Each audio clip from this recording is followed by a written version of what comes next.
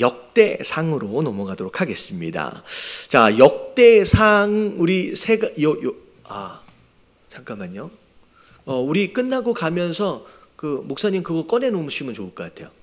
새로 그 생명의 삶 꺼내 놓으시면 좋을 것 같아요. 역대상 앞에 부분을 보면 족보가 나와 있어요. 뭐 이게 굉장히 긴 족보라서 이게 제가 새벽 예배 때도 와 이걸 어떻게 다 읽으면 1시간 되겠는데 막 그랬는데, 여러분 이 족보는 제가 다 읽어내려가지 않고 제가 배경 설명과 더불어 중요한 부분만 짚어갈 수 있도록 하겠습니다. 자, 그래도 뭐 한 구절 좀 한번 읽어볼게요. 자, 1장 1절부터 4절까지 간목소리 읽어보도록 하겠습니다. 시작. 아담, 셋, 에노스, 게날, 마하랄렐, 야렛, 에녹, 무드셀라, 라멕, 노아, 셈, 함과 야벳은 조상들이라. 자, 여기까지요. 자, 아담서부터 족보가 이제 시작이 됩니다. 자, 이 역대상이라고 하는 이 책은 자, 언제 쓰여졌느냐? 역사가 진행되어지고 있는 상황 가운데 기술되어진 책이 아니에요. 이미 지나간 역사를 회고하며 쓴 것이 바로 이 역사책입니다. 시대적 배경을 볼 때 북이스라엘은 아수르에 의해서 멸망을 당하고 남유다는 바벨론에 의해서 멸망을 당했어요. 그리고 나서 포로로 이 유다 백성들이 다 끌려가서 자, 포로로 살고 있는 동안 하나님께서 약속하셨던 70년의 기한이 차자 이제 나라가 이제 이 바벨론에서 이제 포로에서 이제 귀환을 하게 됩니다. 자, 귀환을 해가지고 포로에서 귀환을 해서 본국에 돌아와 보니 그동안 70년 동안 관리되어지지 못한 그들의 땅 어떻게 되어 있을 것 같아요? 그냥 황량하고 그야말로 폐허가 되어 있는 모습을 보는 거예요. 그런 가운데 자, 이 저자가 지금 이제 여러 학자들의 의견들이 있지만 주로 이제 에스라가 썼을 것으로 이제 추측이 되어지는데 이제 본국에 돌아온 포로에서 귀환한 이스라엘 백성들, 그리고 삶의 터전을 지금 다시 회복해서 세워야 하는 상황 안에서 폐허가 되어 있는 가운데 마음이 굉장히 힘들 거라는 거예요. 자, 그런 상황 안에서 과연 이들에게 이 이스라엘의 회복을 위해서 어떤 말씀이 필요한지 그 말씀을 지금 기록하고 있는 것이 역대상이라고 생각하시면 될 것 같아요. 그러니까 이 배경이 이제 그런 배경입니다. 자, 그래서 지금 처음부터 자, 뭘 가지고 왔냐? 이제 우리 민족의 뿌리가 어디서부터냐라고 하는 것, 정체성을 가지고 지금 이야기를 하는 거예요. 제가 이제 중간중간 익숙한 이름들을 제가 좀 설명을 좀 드리도록 하겠습니다. 자, 아담이 있고 아담이 누구와 누구를 낳느냐? 가인과 아벨을 낳지요. 근데 제사를 드리는 과정 가운데 이제 아벨이 나중에 이제 가인에 의해서 죽임을 당하고, 가인은 또 하나님으로부터 이제 쫓겨남을 당하면서 자, 다음에 세 번째 아들을 주신 게 누구였어요? 셋입니다. 그래서 셋의 후손들, 그리고 뭐 가인의 후손들, 이제 창세기에 보면 그런 내용들이 이제 쭉 나오죠. 자, 쭉 나오다가 셋의 후손과 가인의 후손이 나중에 서로 섞여버려요. 근데 깨끗한 것과 더러운 것이 섞이면 깨끗해질까요? 더러워질까요? 네, 더러워지죠. 그랬더니 결국은 이 두 민족이 섞여서 더러워져 버렸어요. 그래서 자, 하나님께서 자, 뭐 하시기로 작정하셨느냐? 심판하시기로 작정을 하십니다. 그래서 물 심판에 대한 내용이 이제 4절에 노아가 나오죠. 자, 노아와 더불어 가족들이 이 홍수 심판에서 구원을 받게 되는데, 자, 이 세 아들이 셈, 함, 야벳이 됩니다. 자, 그랬을 때 자, 이 세 아들들을 통하여 세 개의 민족이 이제 나누어지게 됩니다.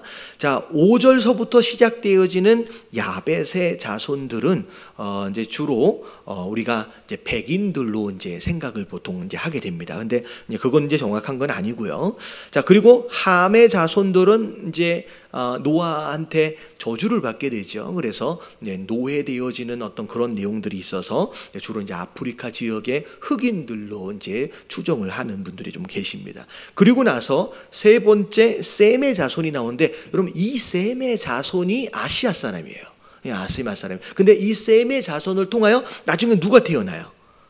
여러분 이게 이제 아브라함이 태어나게 됩니다. 그래서 아브라함의 조상으로 넘어가면 셈, 함, 야벳 중에 이제 셈으로 이제 넘어가게 되죠. 그래서 24절에 보면 셈이 이제 쭉 나오는데, 자, 거기에서 익숙한 이름이 27절 바로 전에 데라가 나오죠. 데라. 이 데라가 아브라함의 아버지였어요. 자, 데라가 이 집안의 가장으로 있었을 때 이 데란의 삶의 터전이 어디였냐면 갈대아 우르였습니다. 갈대아 우르. 자, 그 지역은 우리가 지도로 볼 때 이렇게 티그리스 유프라테스 강의 하류 지역이다라고 생각을 하시면 돼요. 그 두 강이 만나는 그 지역에 어떻게 보면 가장 이제 큰 문명들이 생길 때 그 지역에서 살고 있던 집안이 이제 데라의 집안이었습니다. 근데 무슨 이유에선지 이 데라가 이제 그 강을 따라서 이동을 해서 올라오게 됩니다. 그래서 어디에 머물러요? 이제 하란이라고 하는 땅에 이제 머무르게 되면서, 자, 하란에서 데라가 죽고 하나님이 이제 누구에게 나타나시냐면 아브라함에게 나타나시죠. 자, 그래서 자, 아브라함의 조상 아브라함은 자, 누구의 이제 곧 우리가 이제 아브라함 곧 아브라함은 조상들이요, 이렇게 나와 있어요. 그래서 27절에 보면 이제 아브라함까지 온 거예요. 자, 아브라함이 자, 먼저 낳은 아들이 있어요. 이제 애굽에서 올라온 하갈과 더불어 낳은 아들이 누구냐면 이스마엘. 그래서 이스마엘에 대한 족보가 쭉 나오고, 그리고 약속의 아들로 얻은 그 아들이 있었는데 이게 이제 34절에 보니까 이삭이 나옵니다. 자, 이삭이 두 아들을 낳았어요. 누구와 누구예요? 에서와 이스라엘. 여러분 에서와 야곱인데 왜 이스라엘이라고 이야기를 하는지, 왜 이스라엘이라고 얘기하느냐? 이 야곱에게 새로 주신 이스라엘이라고 하는 이름이 있었어요. 그래서 지금 이 저자는 지금 이 족보를 통하여 우리의 가문 안에, 우리의 족보 안에 뭐에 대한 흔적을 지금 찾고 있느냐? 하나님의 약속과 언약에 대한 흔적들을 지금 찾아가는 거예요. 그래서 아브라함이 등장을 하고 이삭이 등장하고, 굳이 야곱이라고 해야 되는데 야곱이라고 안 하고 뭐라 그래요? 이스라엘. 왜냐하면 그 안에서 하나님의 언약을 지금 찾아가려고 애를 쓰는 모습들을 우리가 보게 되죠. 자, 그래서 이제 이스라엘이 나오게 됩니다. 그리고 여기 맨 처음에 등장하는 에서는 나중에 에돔 땅에서 에돔 민족의 이제 조상이 되어지게 되죠. 자, 그리고 나서 넘어가서 자, 2장에 넘어와서 이스라엘에 대한 내용이 나오는데, 자, 야곱에게는 몇 명의 아들이 있었어? 12명의 아들이 있었습니다. 그래서 12명의 아들에 대한 족보가 이제 순서대로 쭉 나오는데, 자, 누구 이름부터 나와요? 3절에 보니까 유다 지파 먼저 나와요. 여러분, 유다 지파는 맏아들이 아니에요. 그런데 한참 뒤인데 먼저 나오는 이유가 있고요. 그리고 그 어떤 족보보다도 유다 족보에 대한 내용이 가장 길어요. 이유가 뭐냐면 지금 이 저자가 언약을 막 추적해서 따라가는 가운데 가장 결정적인 이 약속이 뭐냐면 다윗과 하나님이 하신 언약이 있어요. 다윗 왕조에 대한 하나님의 언약들이 있거든요. 그래서 유다 지파 안에서 다윗이 나오게 되니까 이 다윗 왕조에 대한 언약을 붙잡기 위해서 지금 유다에 대한 내용들을 굉장히 자세하게 설명을 하고 있습니다. 자, 그래서 쭉 내용들을 보니까 12절에 보면 우리가 유다 지파 가운데 좀 익숙한 이름이 있죠. 누구예요? 보아스. 자, 보아스. 자, 이게 어떻게 나오미하고 이 가족들이 어떻게 해요?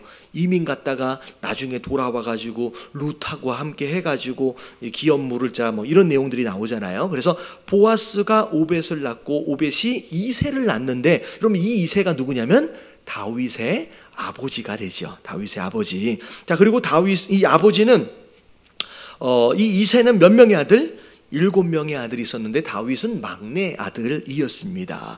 자, 그리고 나서 다윗에 대한 쭉 이야기가 나오면서 그 밑에에 대한 족보들이 쭉 나와요. 쭉 나오다가 나머지 유다 지파에 대한 내용이 나오다가 자, 3장으로 넘어가서는 자, 누구에 대한 족보를 더 집중을 하게 되느냐? 이제 다윗에 대한 족보를 집중하게 됩니다. 자, 다윗의 아들들, 다윗의 소생들을 쭉 이야기를 하는데, 자, 3절에 시작되어지는 모습을 보면 다윗이 어디에서 낳았다? 다윗이 헤브론에서 낳은 아들이 있고, 그리고 예루살렘에서 낳은 아들이 있었어요. 여러분, 이게 어떻게 되냐면, 그럼 다윗이 맨 처음에 사울이 죽고 나서 바로 이스라엘 전체의 왕이 되었던 것이 아니에요. 다윗이 누구의 어느 지파의 왕이 되냐면 이제 유다 지파 소속이었기 때문에 유다의 왕으로 먼저 추대가 되면서 사울의 이 지파, 사울이 어느 지파 사람이에요? 베냐민 지파 사람이에요. 그러니까 베냐민 지파는 이제 유다 지파에 약간 섞여 있는 듯하게 옆에 붙어 있었어요. 그래서 이 두 개의 지파의 뭐라 그랬어요 방금? 추대를 받아서 왕이 됩니다. 그래서 처음에는 두 개 지파의 왕으로서 7년 반 동안 어디에서 정치를 하게 되냐면 헤브론이라고 하는 지역에서 정치를 하게 됩니다. 그러다가 나머지 10개의 지파들의 또 다른 추대를 받으면서 이제 헤브론에서 수도를 어디로 옮기냐면 예루살렘으로 옮기면서 그 예루살렘 성을 이제부터 뭐라고 불러요? 다윗성이라고 부르면서 거기에서 약 몇 년 동안이냐면 33년 동안 다스리게 돼요. 그래서 다윗이 이제 헤브론에서 7년 반, 여기서 33년 하면 거의 이제 40년 반 동안을 이제 왕으로 있게 되죠. 자, 그게 이제 3장에 나오는 쭉 내용인데, 그 다음에 누가 이제 왕이 되느냐? 솔로몬이 왕이 되고, 그리고 10절에 보니까 솔로몬의 아들 르호보암이 왕이 되어지는데, 그 르호보암 때에 이 이스라엘 나라가 남과 북으로 이제 나누어지게 되는 일들이 이제 벌어지게 됩니다. 자, 그리고 나서 그 후손들에 대한 족보들이 쭉 나와요. 쭉 나오다가 지금 아직 유다 지파에 대한 내용이 아직 안 끝났어요. 근데 9절에 갑자기 족보를 이야기하다가 9절에 누구에 대한 이야기가 나오느냐? 같이 한번 읽어볼게요. 9절부터 10절까지 다 같이 시작. 다 다윗의 아들이요 그들의 누이는 다말이며. 잠깐만요. 9절 4장 9절 자, 4장 9절 10절 다 같이 시작. 야베스는 그의 형제보다 귀중한 자라. 그의 어머니가 이름하여 이르되 야베스라 하였으니 이는 내가 수고로이 낳았다 함이었더라. 야베스가 이스라엘 하나님께 아뢰어 이르되 주께서 내게 복을 주시려거든 나의 지역을 넓히시고 주의 손으로 나를 도우사 나로 환난을 벗어나 내게 근심이 없게 하옵소서 하였더니 하나님이 그가 구하는 것을 허락하셨더라. 그러면 야베스라고 하는 이 사람은요, 솔직히 이 부분 외에 다른 데는 나오지도 않아요. 근데 굳이 이 야베스라고 하는 이 사람, 그리고 이 사람의 기도를 여러분 유다 족보 사이에다가 넣은 이유가 있어요. 왜냐하면 여러분 야베스라고 하는 이 이름의 뜻이 뭔지 아세요? 여러분 이 야베스라고 하는 사람 이름의 뜻이 고통, 상처란 뜻이에요. 여러분 이게 왜 중요하냐? 지금 이스라엘 백성들이 포로로 끌려갔다가 지금 귀환한 상태예요. 지금 그들의 모습뿐만 아니라 그들의 땅의 모습을 볼 때에 그야말로 어떤 상태냐? 수많은 상처들로 인하여 고통받고 있는 상태라는, 이게 야베스의 모습이에요. 근데 자, 이 야베스가 뭐라고 기도해? 하나님, 우리에게 복을 내려 주시옵소서. 여러분 이 기도를 했다는 거예요. 여러분 이게 지금 그 황량함 가운데 서 있는 유다 민족들이 지금 하나님께 올려드리는 기도라는 거예요. 하나님 우리에게 복을 주시옵소서. 그래서 나중에 보면 나의 지역을 넓히시고, 이게 옛날 성경으로는 우리의 지경을 넓혀달라고 표현이 되어 있어요. 여러분 이게 뭐냐면 다윗과 솔로몬 시대에는 어마어마한 영토를 가지고 있었어요. 근데 지금 어떻게 됐어요? 돌아와 보니 그때 당시에 가지고 있던 영토의 반도 안 되는 이 작은 영토 하나만 남아 있는 거예요. 그랬을 때 이 이스라엘 백성들이 하나님 앞에 기도하는 거예요. 하나님, 지금 상처로 인하여, 수많은 상처로 인하여 고통 가운데 있는 우리 민족이 다시 회복하기 위해서 누구의 복이 필요합니다? 하나님의 복이 필요합니다. 여러분 우리는 하나님의 복이 절대적으로 필요한 사람인 줄로 믿습니다. 여러분 기도는 왜 하는 거예요? 여러분 기도하는 이유가 뭐냐면 우리는 우리의 힘으로는 살 수 없기 때문에 기도하는 거예요. 반대로 기도하지 않는 이유는 스스로 내 힘으로 살 수 있다라고 하는 교만한 마음이에요. 하나님 우리에게 복을 내려 주시옵소서. 잃어버린 모든 영토를 다시 뭐해주게 해주세요. 다시 되찾아올 수 있게끔 하나님 도와주시기를 원합니다. 그리고 지금까지, 그리고 지금 이 순간에도 자 뭐에 있냐면 근심 가운데 있는 거예요. 도대체 이걸 언제 어디서부터 어떻게 세워야 나아가야 될지 막막한 이 상황 가운데 하나님 이제는 그 복으로 인하여 더 이상 근심하고 걱정하는 인생이 되지 않길 원합니다 라고 기도했더니 하나님이 그 야베스의 기도에 뭐 하셨다? 응답하셨다. 그 모든 것들을 허락하셨다라고 이 기도의 마무리까지, 응답까지 이렇게 기록하고 있는.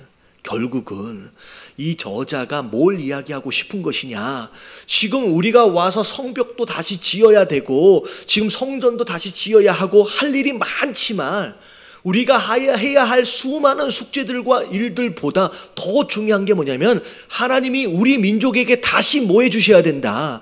복을 주셔야지만 우리가 다시 일어설 수 있다. 그리고 야베스의 기도에 응답하셨던 것처럼 반드시 지금 우리의 기도에도 하나님 뭐 하실 것이다?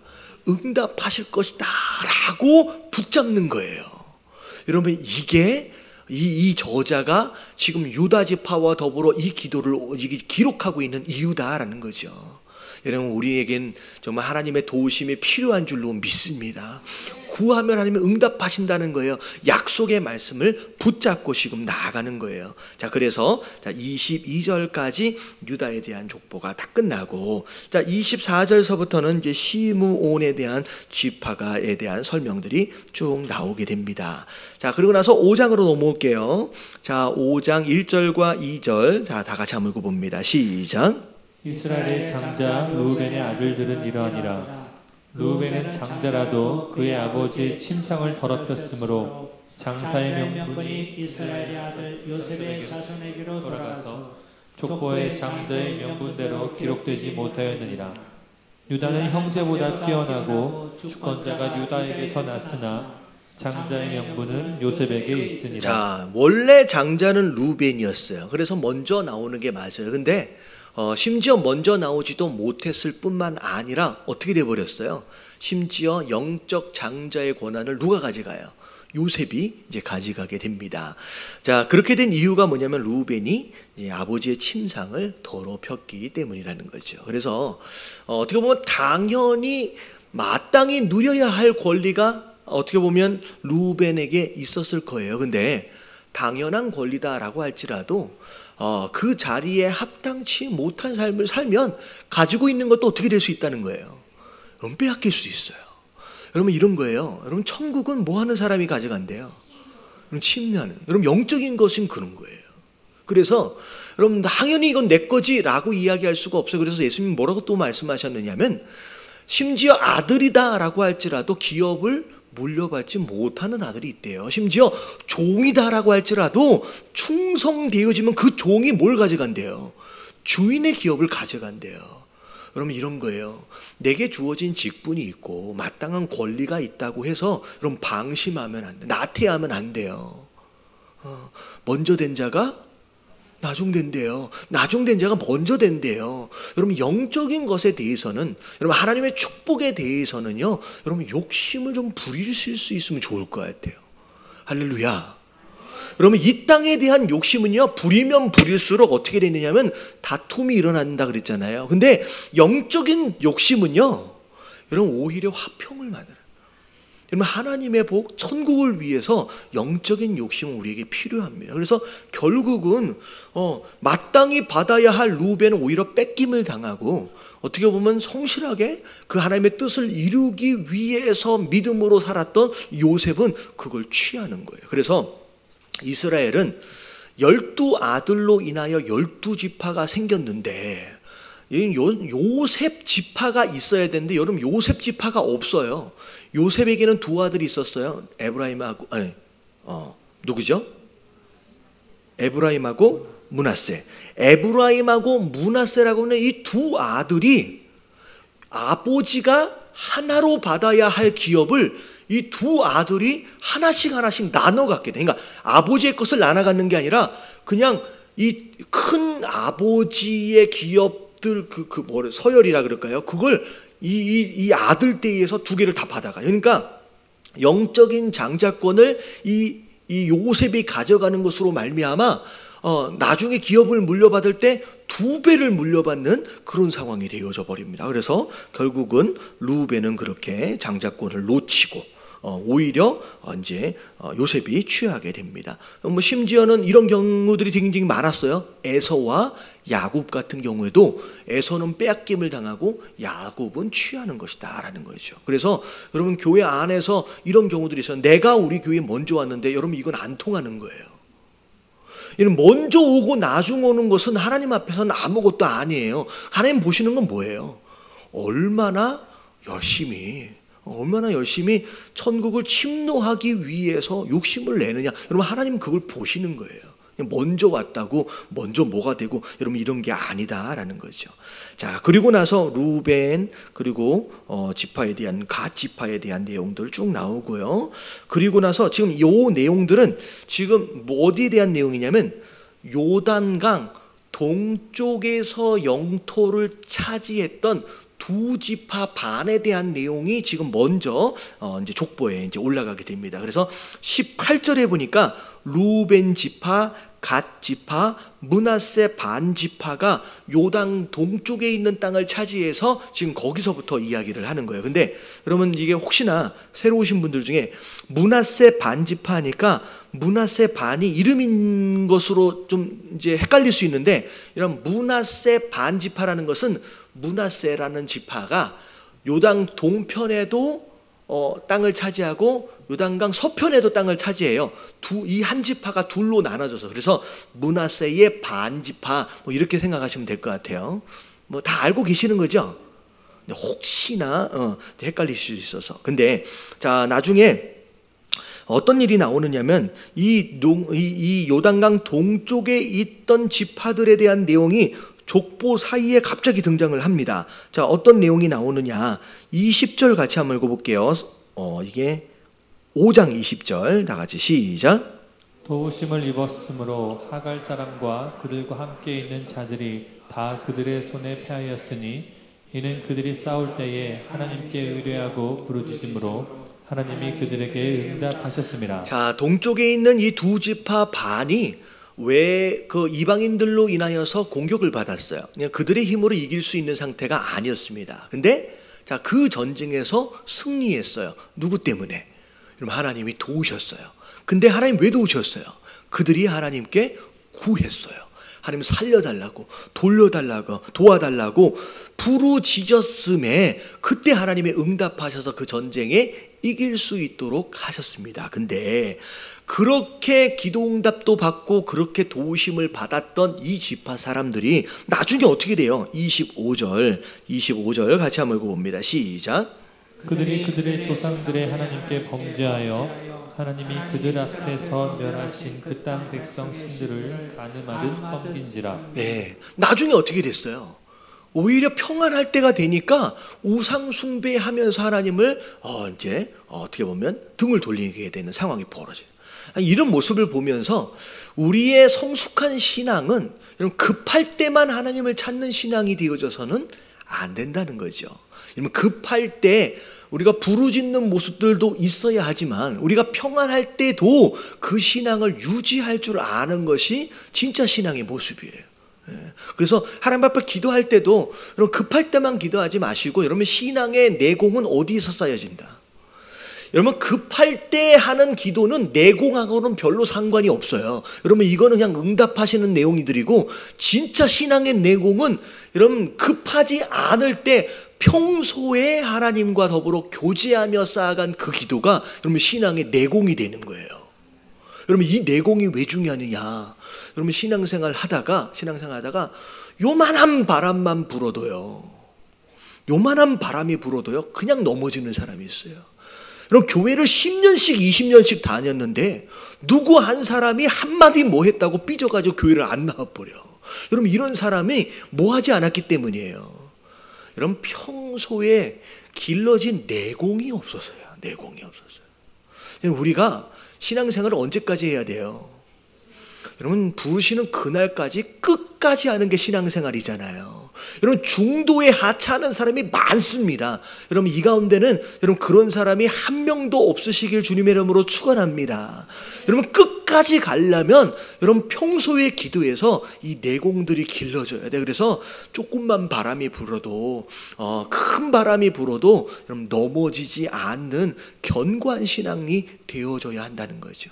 급할 때만 이렇게 나오면 안 돼요. 급할 때만. 자, 그래서 온전히 하나님을 섬겨야 된다라고 나와 있어요. 자, 그리고 나서 6장에 보면 누구의 족보가 나오냐면 레위인의 족보가 나옵니다. 여러분 이 족보에 두 가지 중심축이 있어요. 중심축이. 자, 12지파, 그러니까 레위 지파까지 합치면 13지파인데 이 13지파를 이야기하면서 첫 번째 끌고 가는 족보가 누구 족보였냐면 유다의 족보예요.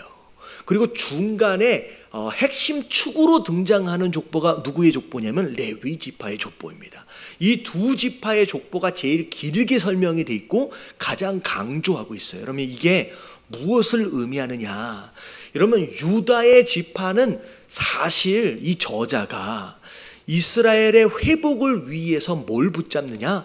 다윗에게 허락하신 그 약속의 말씀을 붙잡는 거예요. 왜냐하면 다윗에게 허락하신 왕권을 빼앗는다, 빼앗지 않는다.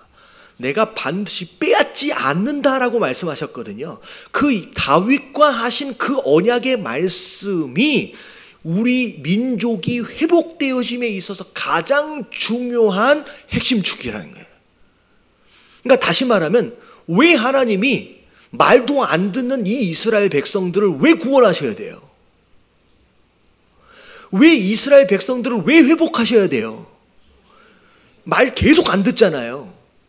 우리 입장에서 볼 때예요. 여러분 우리가 하나님 보시기에 말을 잘 듣습니까? 되게 말 안 들을 때 많죠. 그럼에도 불구하고 하나님 나를 도와주세요라고 얘기할 때 왜 하나님 날 도와주셔야 돼요? 말도 안 듣는데. 나를 도와주셔야 할 근거는 딱 하나밖에 없어요. 그분이 나한테 뭐 하셨어요? 약속하셨어요. 네가 말을 안 듣고 네가 못난 짓을 한다라고 할지라도 내가 몽둥이를 들고라도 내가 막대기를 들고라도 어떻게 하겠다? 내가 너를 살리겠다라고 약속하셨어요. 그래서 우리는 기도할 때 그 방법밖에 없어요. 우리가 가지고 나갈 수 있는 의는 아무것도 없어요. 왜냐하면 잘난 게 하나도 없기 때문에. 다 더러운 것뿐이잖아요. 우리가 하나님 앞에 나갈 때 우리 뭐밖에 없냐? 하나님 우리 민족, 우리 다윗과 함께 하나님 약속하셨지 않습니까? 하나님의 신실함을 붙잡고 기도할 수밖에 없는 거예요. 그래서 이 민족이 지금 이 유다 지파를 강조한 이유는 하나님의 언약의 말씀만이 우리가 회복될 수 있는 유일한 방법이다라고 그걸 붙잡는 거예요 지금. 그리고 중간 축이 뭐냐면 레위 지파예요. 여러분 레위 지파는 뭐 하는 사람들이에요? 제사장 지파예요. 여러분 이 얘기를 하는 게 뭐냐면 여러분 이스라엘 백성들이 사실은 두 가지를 버렸어요. 그래서 망했어요. 여러분 뭘 버렸어요? 첫 번째, 약속의 말씀을 버려서 망했어요. 그래서 회복되려면 뭘 붙잡아야 된다? 약속의 말씀을 붙잡아야 회복이 되는 거예요. 그리고 두 번째 버린 게 있어요. 이들이 뭘 버렸을까요? 여러분 예배를 버렸어요. 제사를 버렸어요. 그래서 이스라엘이 망하기 직전의 모습을 보면 제단에 뭐가 꺼졌다? 불씨가 꺼졌다는 거예요. 여러분 이 제단, 이스라엘 예루살렘에 설치되어 있는 여러분 이 제단은요, 일주일에 한 번 드리는 제사가 아니에요. 매번 아침마다 드려지는 예물이 있어서 여러분 어떻게 보면 이 제단 위에 불이 꺼지는 날이 없어야 돼요. 근데 얼마나 하나님께 드리지 않고 예배하지 않았으면 여러분 제단에 불씨가 꺼져버렸어요.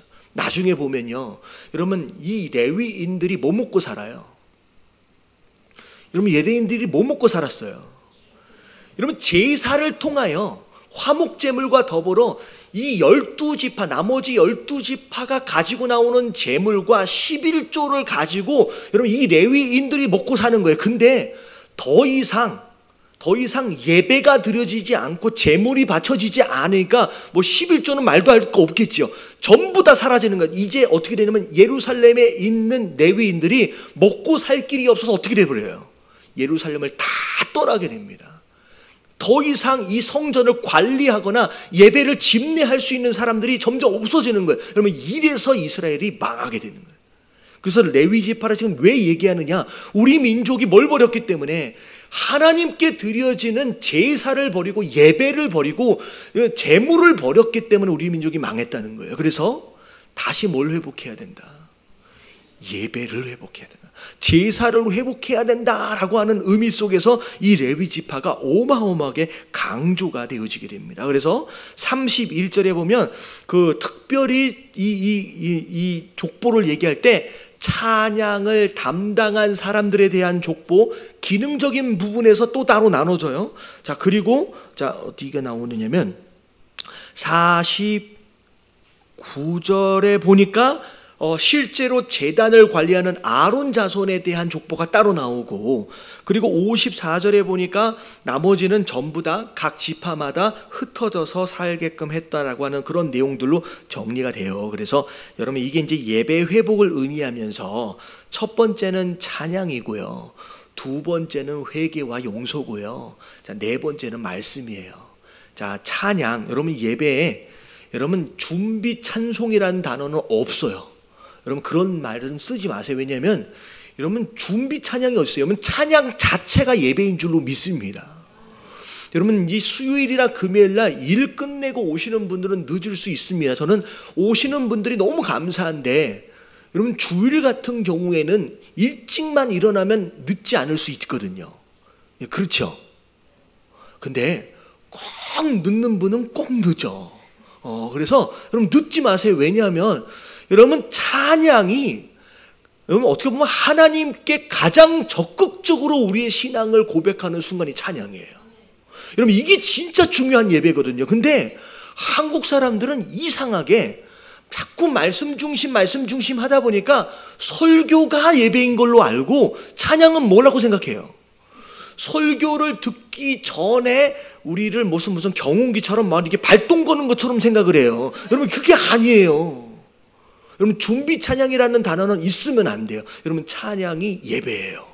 그래서 여러분 뜨겁게 정말로 진짜 진심으로 찬양하셔야 돼요.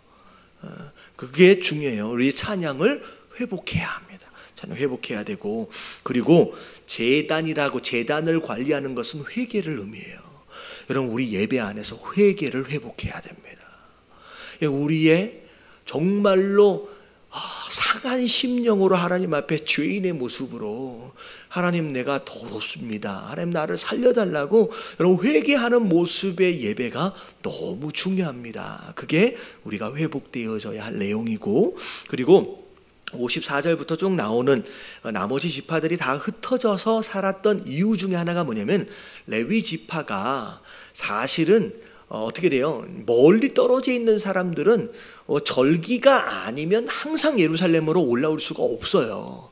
그렇기 때문에 흩어져 살았던 유대인들, 많은 이스라엘 사람들은 레위 지파가 그 지역에 머무는 것으로 말미암아 뭘 가르쳤어요? 말씀을 가르쳤습니다. 그래서 이 두 번째, 마지막 세 번째는 말씀에 대한 훈련과 어떤 가르침이다라고 생각하시면 돼요. 그래서 예배가 회복되어져야 한데 이렇게 찬양과 회개와 말씀에 대한 회복을 지금 의미하게 되죠. 자, 그리고 나서 7장에 넘어와서 나머지 지파에 대한 내용들이 쭉 나오는데, 여러분 이거는 요단강 서쪽에 있는 지파들에 대한 설명이 나오는데 그냥 읽어보지는 않을게요. 근데 쭉 읽어 내려가다 보면 여러분 이게 자꾸 등장하는 단어가 뭐냐면 용사라고 하는 단어, 군대라고 하는 단어, 장사라고 하는 단어, 이런 단어가 계속 반복적으로 나옵니다. 여러분 이게 왜 반복적으로 나오느냐, 여러분 이런 거죠. 이스라엘 백성들은 출애굽 순간서부터 하나님이 그들을 뭐라고 말씀하셨느냐면 군대라고 말씀하셨어요. 그래서 오와 뭐라 그래요?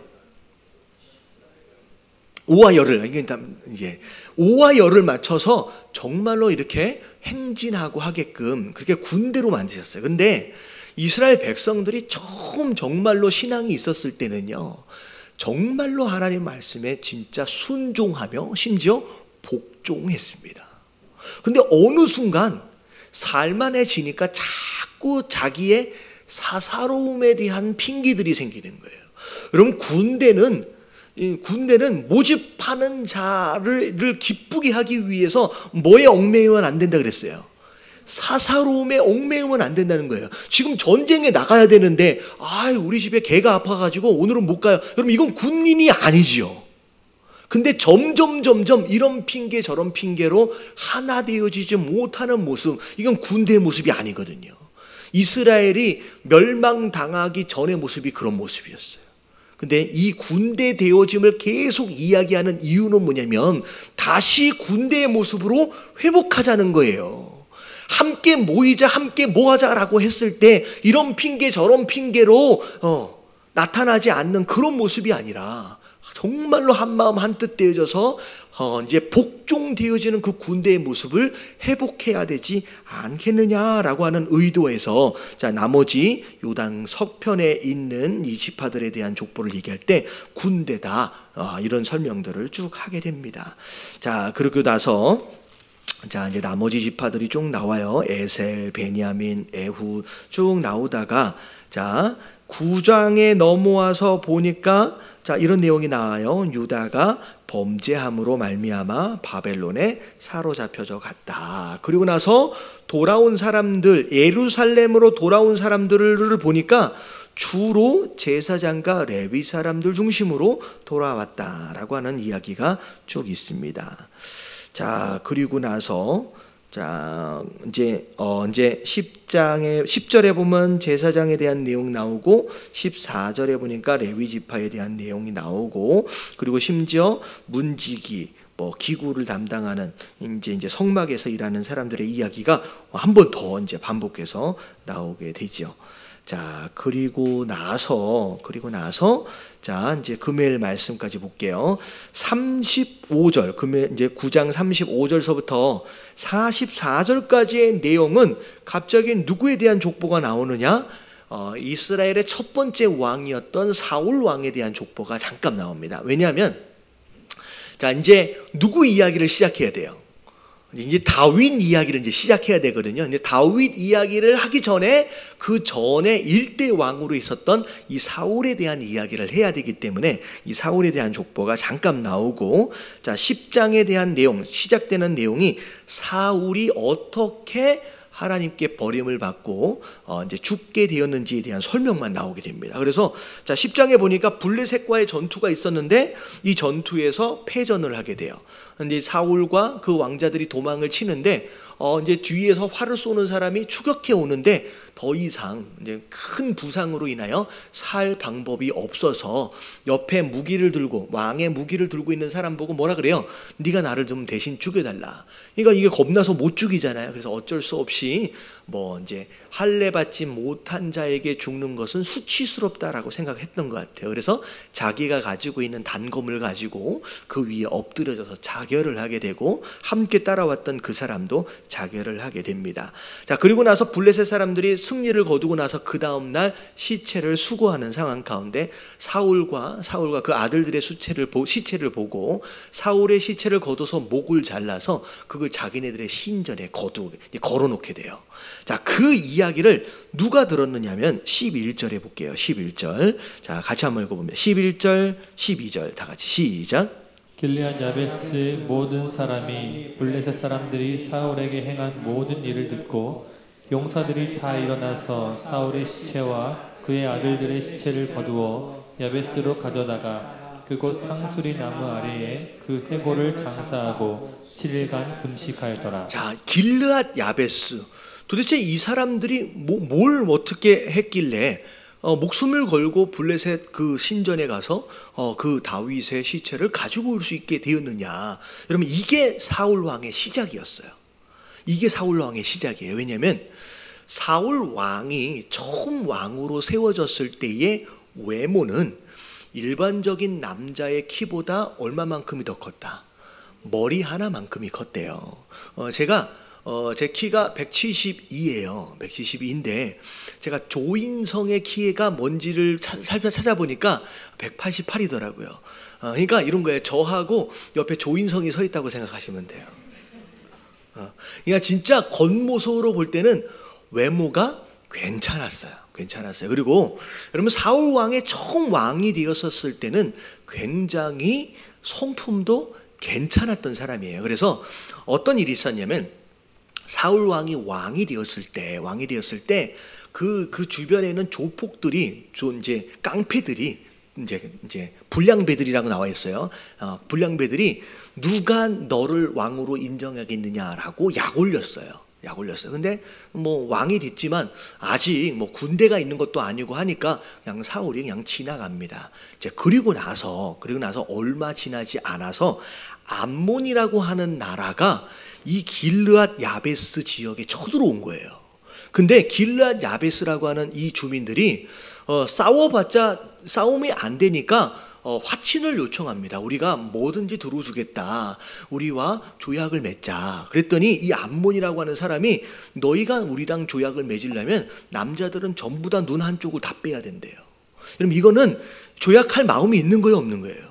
없는 거예요. 그냥 다 죽이려고 생각을 하는 거예요. 그래서 길르앗 야베스에 있는 사람들이 잠깐만 기회를 좀 주라라고 얘기를 하는 가운데 뭐 기일이 되면 이제 눈이라도 뽑히겠다는 얘기죠. 근데 누굴 찾아갔냐면 사울 왕을 찾아가요.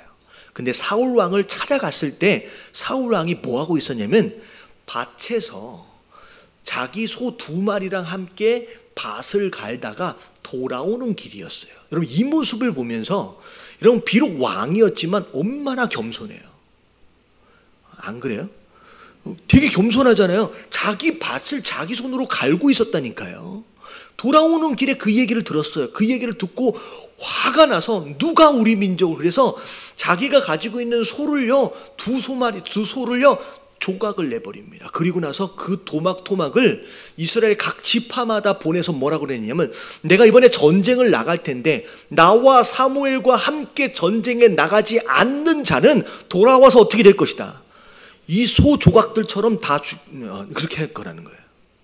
여러분, 이 이야기에 이 12지파의 모든 이 군대들이 한 번에 다 모입니다. 그리고 그 전투에 완벽하게 승리를 거둬요.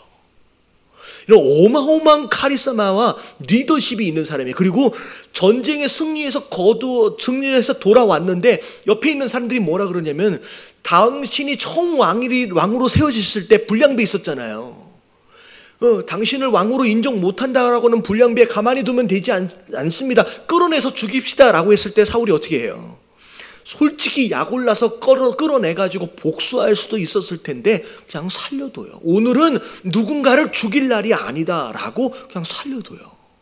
여러분, 사울은 굉장히 괜찮은 왕이었어요. 근데 사울의 치명적인 약점이 무엇에 있었느냐? 여러분, 하나님보다 누구의 마음에 더 집착을 했냐? 백성들의 마음에 집착했던 사람이에요. 여러분, 이게 사실은 오늘날 대통령이다라고 한다면 여러분 오늘날 어떤 대통령을 좋아해요? 뭘 잘하는 대통령? 소위 말하는 소통을 잘하는 대통령이에요. 여러분 사울이 그게 치명적인 거예요. 전쟁통에 여러 가지 이제 상황들이 있었는데 전쟁통에 하나님 분명히 말씀하셨어요. 다 죽여라. 근데 백성들이 뭐래요? 너무 아깝다는 거예요. 살려갑시다. 그리고 이거 하나님께 제사도 드리면 너무 좋지 않습니까? 라고 했을 때 여러분 하나님의 명령하심보다 백성들과 소통하는 걸 더 중요하게 생각했어요. 백성들의 인기를 얻는 걸 더 중요하게 생각했어요. 그래서 그걸 살려가지고 왔어요. 그래서 사무엘이 책망을 합니다. 도대체 이게 무슨 일입니까? 순종이 뭐보다 더 중요합니까? 제사보다 중요하다라고 이야기를 하고 있음에도 불구하고 사울이 뭐라 그래요? 그래도 내가 왕인데 지금 승리를 거두고 있는데 백성들이 지금 밖에서 다 기다리고 있는데 나랑 함께 나가서 함께 축하하면서 예배드려 제사 드려 주십시오 라고 이야기해요. 이 얘기는 뭐냐면 지금 하나님 앞에 범죄했는데 범죄한 것에 대하여 회개하는 것보다 하나님이 나를 어떻게 생각하시느냐라고 하는 것보다 백성이 나를 왕으로서 어떻게 생각하느냐가 더 중요했던 사람. 그래서 하나님의 이 사울을 그렇게 괜찮은 사람이었음에도 불구하고 어떻게 버려요? 버려버리는 거예요. 여러분 이게 굉장히 중요해요. 왜 하나님이 에서의 장자권을 왜 야곱에게 뺏어와요? 여러분 야곱은요 사기꾼이에요. 별로 인격적으로 볼 때 괜찮아 보이는 사람이 아니에요. 속이는 사람이에요. 근데 야곱은 뭘 더 중요하게 생각했어요? 하나님의 축복을 중요하게. 여러분 하나님이 누굴 복을 주시는지를 잘 보시면 알아요. 인격적으로 괜찮은 사람에게 복을 주시기보다는 하나님을 더 중요하게 생각하고 하나님을 두려워할 줄 알고 하나님의 평가에 오히려 더 마음을 쏟는 사람, 그걸 더 중요하게 생각하는 사람을 하나님이 더 기뻐하신다라고 하는 거예요. 여러분 저를 위해서 기도하실 때 여러분 저를 착한 목사가 되게 해주세요라고 기도하지 마세요. 여러분 이래요. 성도들이 뭐가 착한 목사예요?